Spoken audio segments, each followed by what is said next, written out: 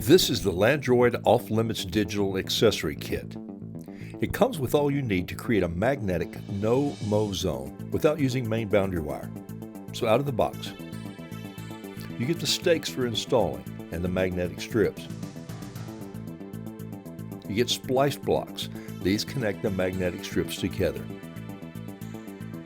You get the sensor for the Landroid. This is an easy install underneath the mower.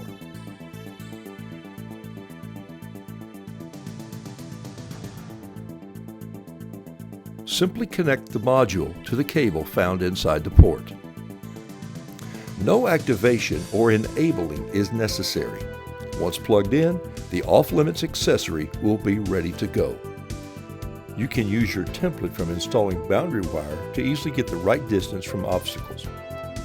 Once the sensor is installed in the mower, magnetic strips are in place, you now have a no-mow zone created.